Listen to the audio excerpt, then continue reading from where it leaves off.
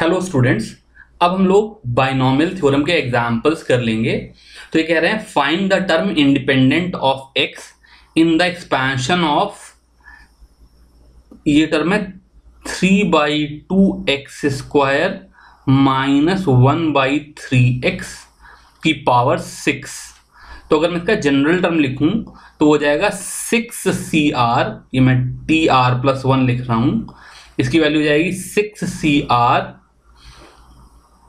3/2x² की power 6 minus r into 1/3x की power r into -1 की पावर r।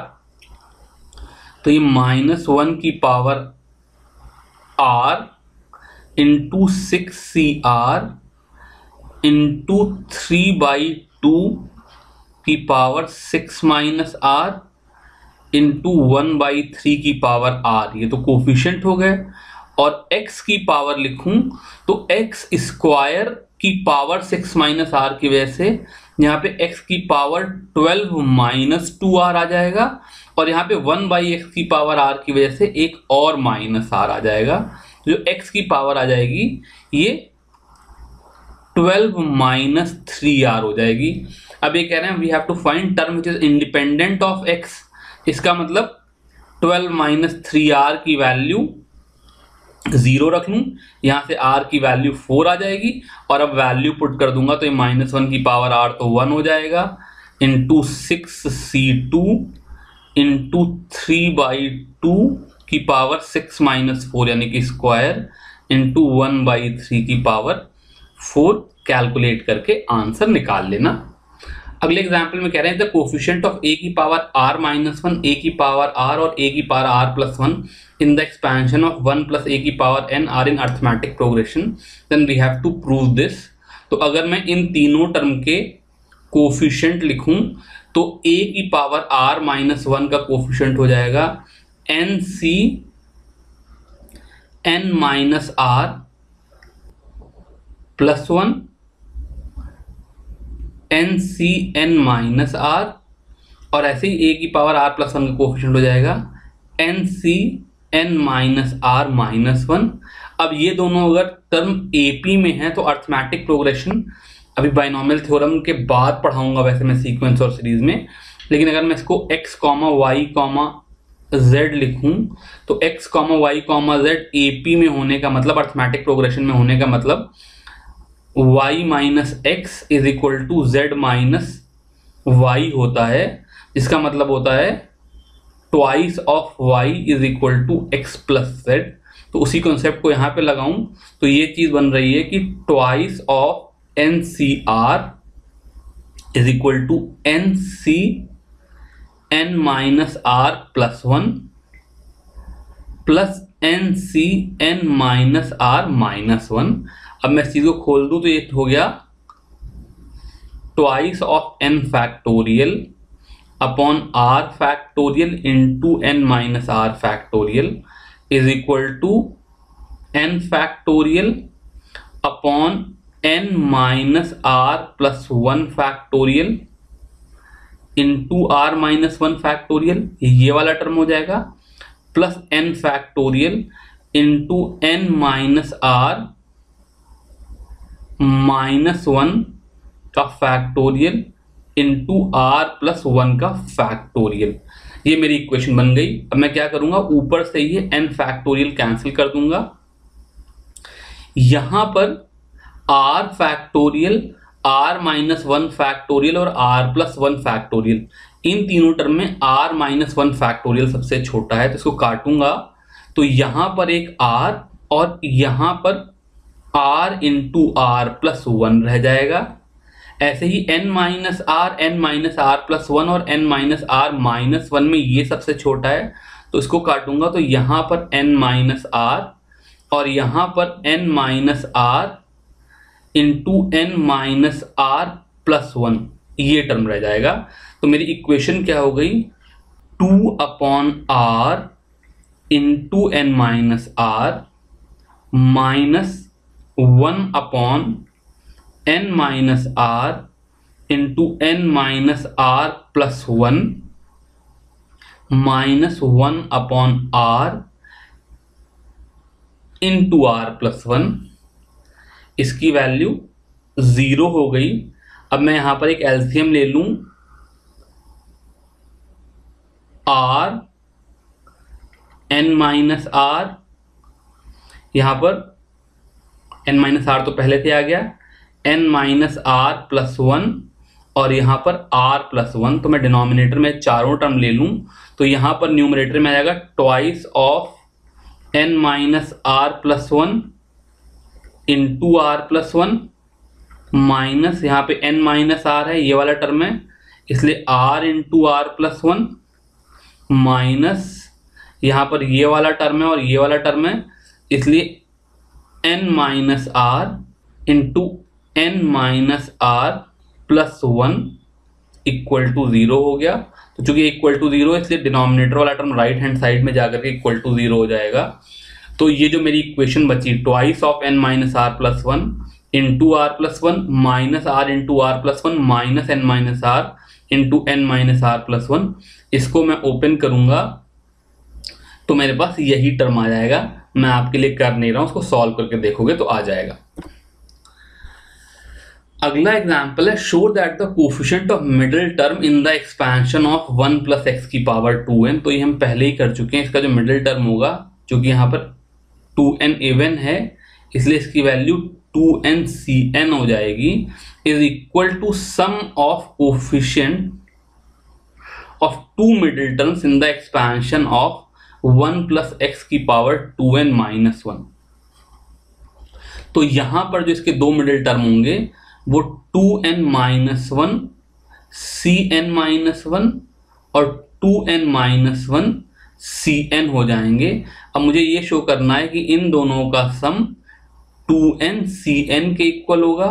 तो अगर मैं इसको लिखूं तो मेरी इक्वेशन क्या बन जाएगी, 2n-1 का फैक्टोरियल अपॉन n-1 का फैक्टोरियल इंटू n का फैक्टोरियल प्लस 2n-1 का फैक्टोरियल अपॉन n-1 का फैक्टोरियल इंटू n का फैक्टोरियल। ये दोनों टर्म इक्वल ही होंगे तो इसकी वैल्यू क्या हो जाएगी, twice of 2n-1 upon n-1 का फैक्टोरियल इंटू n फैक्टोरियल। अब यहां पर अगर मैं ऊपर नीचे n से मल्टीप्लाई कर दूं तो 2n इंटू ये 2n-1 का फैक्टोरियल है, ये मिलकर के 2n का फैक्टोरियल बना देंगे और नीचे n इंटू n-1 का फैक्टोरियल, ये n फैक्टोरियल हो जाएगा और ये दूसरा n फैक्टोरियल तो है ही है जो कि 2n-cn आ जाएगा, जो मुझे शो करना था। अगला जो एग्जाम्पल ये कह रहे हैं find the coefficient of a की power 4 in the product of this term and this term using binomial theorem. तो ये वाला जो टर्म है पहला बाइनोमियल एक्सपेंशन, इसको मैं summation r equal to 0 to 4 NCR लिख रहा था बट यहाँ पे n की वैल्यू 4 है, 4CR इंटू 2a की पावर r लिख सकता हूं। और ये वाला जो टर्म है दूसरा वाला टर्म, इसको मैं समेशन कोई दूसरा काउंटर लगा लूं, k is equal to 0 to 5C k 2 की power 5 minus k into a की पावर k इंटू -1 की पावर k लिख सकता हूं। अब इस तरीके से ये जो साइड है इसमें ओवरऑल चूंकि r की वैल्यू 0 से 5 वेरी कर रही है इसलिए यहां पर मेरे पास 5 टर्म्स होंगे और ये जो टर्म है इसमें जो कि k की वैल्यू 0 से 5 वेरी कर रही है इसलिए यहां पर 6 टर्म्स होंगे। यहां पर 0 से 4 वेरी कर रही है इसलिए 5 टर्म, यहां पे 0 से 5 वेरी कर रही है इसलिए 6 टर्म्स। अब मुझे वो केसेस चूज करने हैं जहां पर यहां पर a की पावर r है, यहां पे a की पावर k है, इसलिए r प्लस k की वैल्यू 4 आ जाए। तो r plus k is equal to 4 वाला केसेस कौन से होंगे, एक तो होगा r is equal to 0, k is equal to 4 या 1 3 या 2 2 या 3 1 और या फिर 4 0। तो r is equal to 0, k is equal to 4 में ये जो टर्म हो गया ये हो गया 4c0 इंटू 2 की पावर 0, और ये जो टर्म हो गया ये हो गया 5ck इंटू 2 की पावर 5 माइनस के। तो यहां पे सॉरी k की वैल्यू यहां पर 4 है, तो 5c4 इंटू 2 की पावर 5 माइनस 4 यानी कि 2 की पावर 1 इंटू -1 की पावर 4 जो कि 1 ही हो जाएगा। तो ये मेरा पहला टर्म हो गया। ऐसे जब मैं दूसरा टर्म लिखूंगा तो इसकी वैल्यू हो जाएगी 4c1, बिकॉज यहाँ पे r की वैल्यू 1 हो गई है, इंटू 2 की पावर 1, a तो मैंने ऑब्वियसली साथ में ले लिया है, इंटू k की वैल्यू 3 है इसलिए 5c3 इंटू 2 की पावर 5 माइनस के जो कि 2 स्क्वायर हो जाएगा, इंटू -1 का क्यूब जो कि ओवरऑल बाहर यहां माइनस साइन लेकर के आ जाएगा। ऐसे फिर अगला टर्म हो जाएगा 4c2 into 2 square into 5c2 into 2 cube into -1 का स्क्वायर। फिर अगला टर्म हो जाएगा 4c1 into 2 cube into 5c1 into 2 की पावर 4 और -1 की पावर 1, और लास्ट टर्म हो जाएगा 4c0 इंटू 2 की पावर 4 इंटू 5c0 2 की पावर 5 इंटू -1 की पावर 0। अब ये -1 वाले टर्म की वजह से जो मेरा ये -1 की पावर 3 और -1 की पावर 1 ये दोनों टर्म नेगेटिव हो जाएंगे, बाकी तीनों टर्म पॉजिटिव हो जाएंगे। तीनों पॉजिटिव टर्म की वैल्यू अलग कैलकुलेट करो, ऐड करो, तीनों नेगेटिव टर्म की दोनों नेगेटिव टर्म की वैल्यू अलग से ऐड करो, कैलकुलेट करो और उनको आपस में सब्ट्रैक्ट कर दो, इससे आंसर आ जाएगा।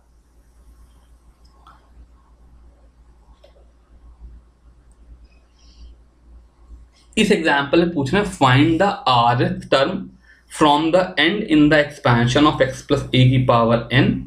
तो यहां पर x प्लस a की पावर n में टोटल n प्लस 1 टर्म है। तो इसको पहले मैं एक नंबर से एक्सप्लेन करता हूं, फिर उसके बाद जनरलाइज करूंगा। तो just for the sake of it मान लो n की वैल्यू 4 होती और r की वैल्यू 2 होती। तो अगर n की वैल्यू 4 है तो यहां पर पहला, दूसरा, तीसरा, चौथा और पांचवा 5 टर्म होते, और पीछे से जो सेकेंड टर्म है rth term from the end का मतलब है जो पीछे से सेकेंड टर्म है वो आगे से चौथा टर्म हो जाता है। तो अगर मैं कहूं कि rth टर्म फ्रॉम एंड को अगर मैं kth टर्म फ्रॉम स्टार्ट बोलूं तो r प्लस k की वैल्यू 6 हो जाएगी। यहां पर जैसे मान लो first term from end is fifth term from start, third term from end is third term from start, तो r प्लस k की वैल्यू 6 हो जाएगी जो कि बेसिकली n प्लस 2 है।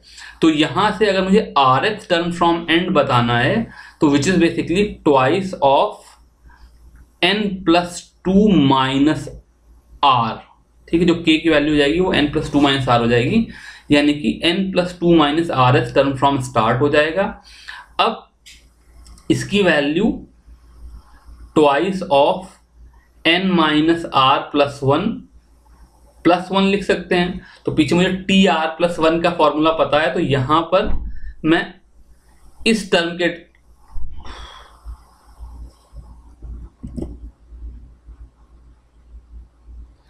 तो मुझे पीछे tr प्लस 1 का फॉर्मूला पता है, तो वही चीज यहां पे लगाऊं तो इसकी वैल्यू हो जाएगी nc, यहां पर r होता था तो उसकी जगह पे n माइनस r प्लस 1 आ जाएगा।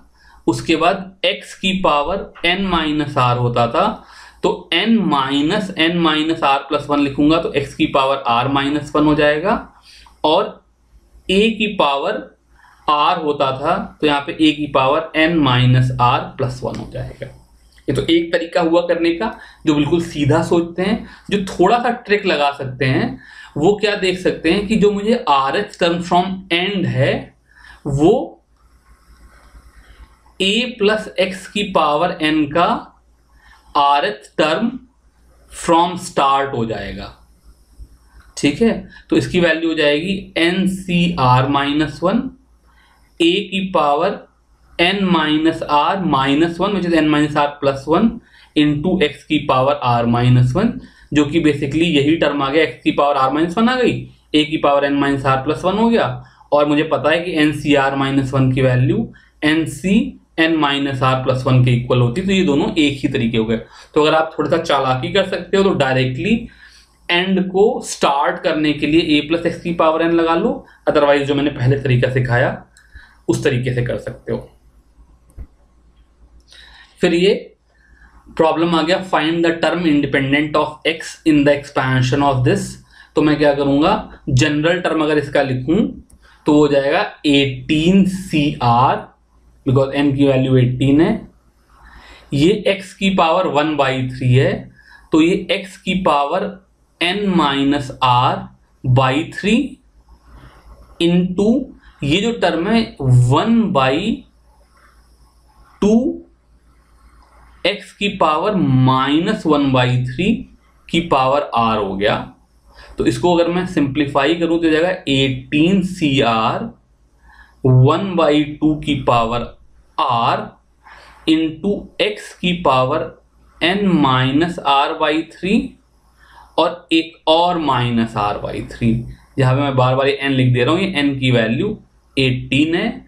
तो अब मुझे जो कि टर्म इंडिपेंडेंट ऑफ x बताना है, इसका मतलब ये पूछ रहे हैं कि 18 minus r/3 minus r/3 equal to 0 है, यानी कि 18 माइनस 2r 0 है, तो r की वैल्यू 9 है, और मैं यहां पर r की वैल्यू 9 डाल दूं तो ये टर्म हो जाएगा 18C9 इंटू हाफ की पावर 9।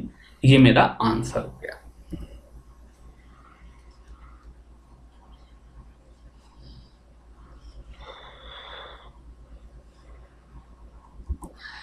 ये क्वेश्चन बाइनोमियल थ्योरम का है, पर यहां पर खाली मुझे टर्म्स बताने, बाकी सिंपल सवाल है।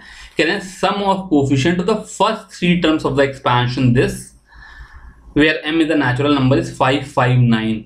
तो अगर इस binomial series basically x minus 3/x square की पावर m का जो पहले 3 टर्म है उनके कोफिशिएंट लिखूं तो पहला टर्म हो जाएगा MC0, दूसरा टर्म हो जाएगा -3 इंटू MC1 और तीसरा टर्म हो जाएगा -3 का स्क्वायर, इसको मुझे ढंग से 9 लिखना चाहिए था, इंटू MC2।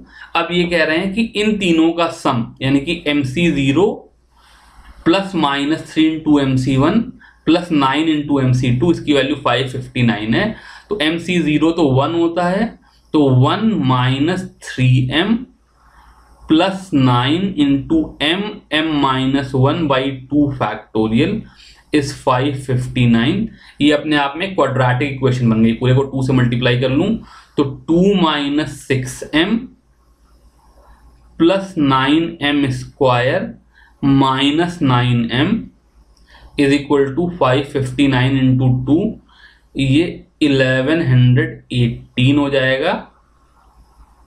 तो मेरे पास आ जाएगा 9m square minus 15m minus 1116, 1118 इधर आएगा तो नेगेटिव हो जाएगा, प्लस 2 के साथ मल्टीप्लाई करके सब्ट्रैक्ट हो जाएगा, इज इक्वल टू 0। ये मेरी क्वाड्रेटिक इक्वेशन आ गई। सॉल्व करके मैं m की वैल्यू निकाल दूंगा। क्वाड्रेटिक इक्वेशन आप खुद सॉल्व करो, मैं आपके लिए सॉल्व नहीं कर रहा हूं।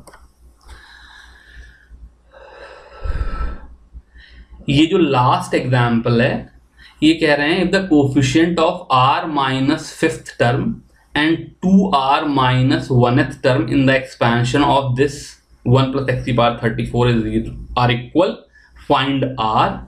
तो जो मेरा tr प्लस 1 होता है उसका कोफिशिएंट 34CR हो जाएगा। ठीक है, वैसे तो टर्म तो हो जाएगा 34CR इंटू एक्स की पावर r, लेकिन कोफिशिएंट 34CR हो जाएगा। तो अगर r प्लस 1 के लिए 34CR आ रहा है तो ये जो टर्म है r माइनस 5th टर्म, इसका कोफिशिएंट हो जाएगा 34CR माइनस 6, और ये जो टर्म है इसका कोफिशिएंट हो जाएगा 34C 2r माइनस 2। अब ये कह रहे हैं कि ये जो दोनों कोफिशिएंट हैं ये आपस में इक्वल हैं, तो इसका मतलब 34cr minus 6 is equal to 34c 2r minus 2। तो दो कंडीशन में ऐसा हो सकता है, एक तो r minus 6 is equal to 2r minus 2 हो, पर इसको सॉल्व करूंगा तो r की वैल्यू नेगेटिव आ जाएगी, जो कि हो नहीं सकती। दूसरा कंडीशन ये होती है अगर दो चीजों में 34cx is equal to 34cy हो, तो इसका मतलब x plus y is equal to n हो जाता था। तो मेरी इक्वेशन बन जाएगी r minus 6 plus 2r minus 2 is equal to 34, 3r minus 8 is equal to 34, 3r is equal to 42 और r इज इक्वल टू 14। ये मेरा आंसर आ गया। इस आंसर के साथ हमारे मिसलेनियस एग्जाम्पल्स खत्म हो गए। अब आप लोग मिसलेनियस एक्सरसाइज करो। Thank you very much.